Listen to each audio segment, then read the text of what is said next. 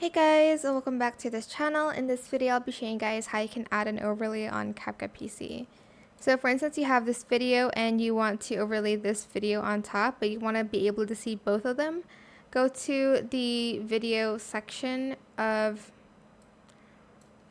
your video here, and then go to the blend mode and adjust the opacity so you'll be able to see both videos.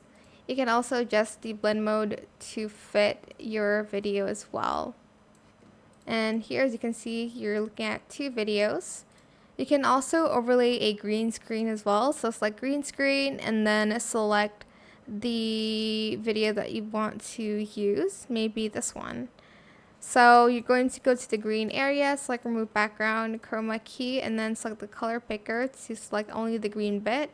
Adjust the intensity and the shadow a lot, and that is pretty much it really.